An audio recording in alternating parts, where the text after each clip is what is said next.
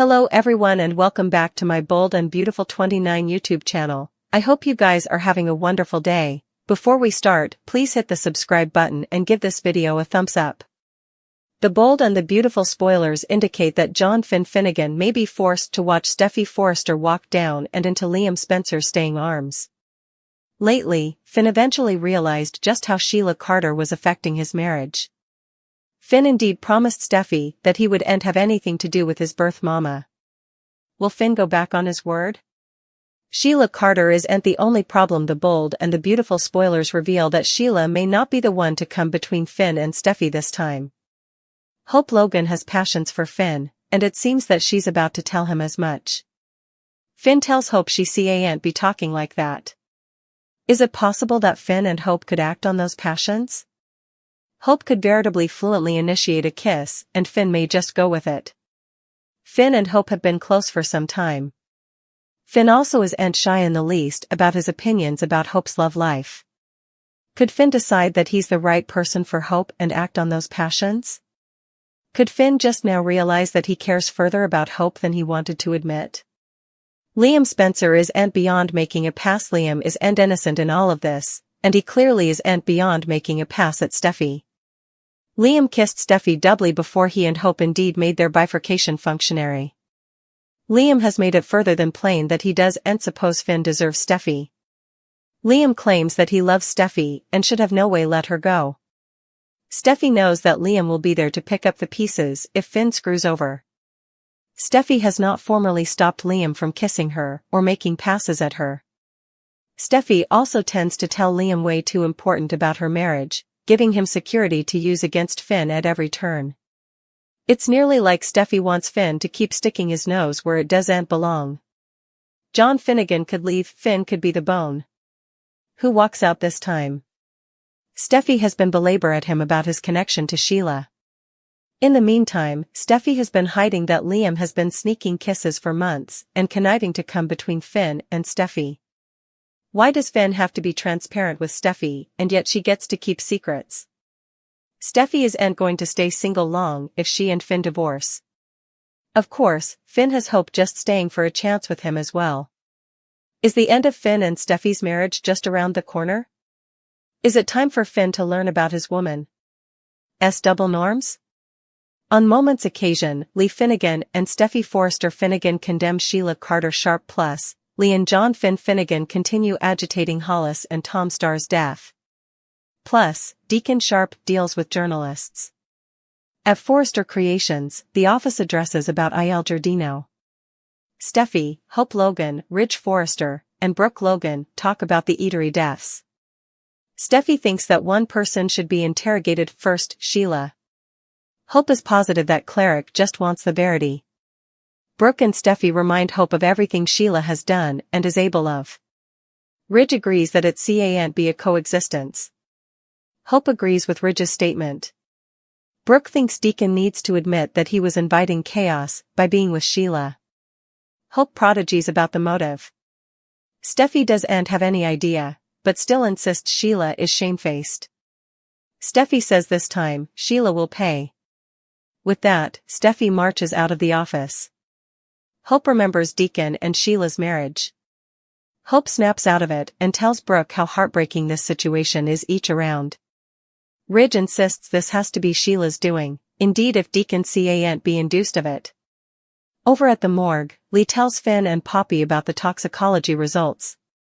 Hollis failed from the same bane given to Tom. Now, half the dialogue mentions medicines, but the other half says bane. While medicines can be bane, medically and scientifically, those are two separate effects. So, which one is it? Were they poisoned or given medicines? Moving on, Lee says she knows who killed Tom and Hollis. Lee looks at Poppy and says, "You know exactly who I am talking about." Now, does Poppy know Sheila better than we suppose? I allowed. They just met formally at the eatery, but Lee is talking to Poppy like she should know all about Sheila. Poppy knows about Sheila, but that's different from actually knowing someone. Finn admits that the study of Sheila doing this has crossed his mind. Lee is relieved. Poppy adds that Sheila must be the high suspect. Finn points out that there's an overdose extremity right now.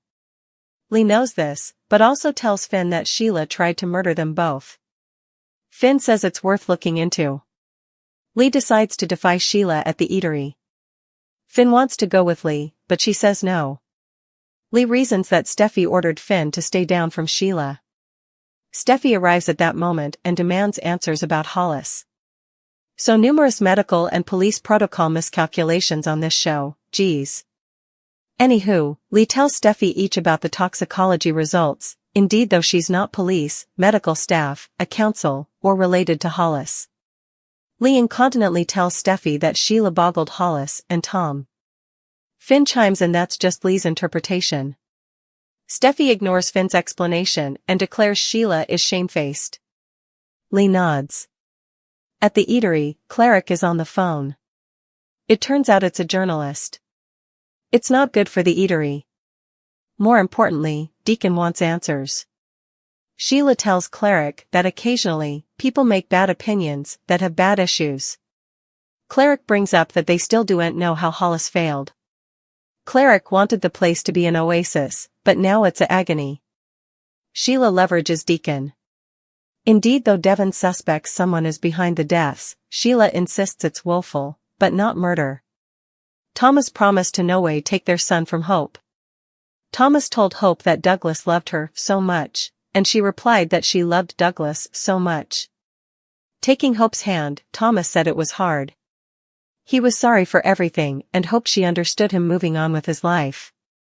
He was sure she would do the same. He stated that a lot of guys would come calling. He asked her to pick the right bone. And make it work, no matter what. Thomas hugged Hope and said farewell. Bye, she uttered, not looking at him as he left. After a many moments, she half-beamed through her gashes. At Il Giardino, Luna continued to enjoy her mess with her parents, and Poppy offered to invite her. J. The coming time. Bill said he was not R.J.'s favorite person, but Luna stated that R.J.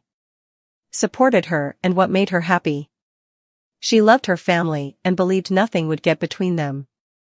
Poppy tried caviar for the first time, and Luna remarked that Italian caviar was one of the stylish in the world. Luna revealed that Bill had been giving her a crash course on the finer effects in life. At the bar latterly, Deacon babbled on about a reservation but realized that Hollis had zoned out. He asked what was going on with Hollis, and Hollis admitted that he could not stop wondering why Tom had overdosed the night of his performance.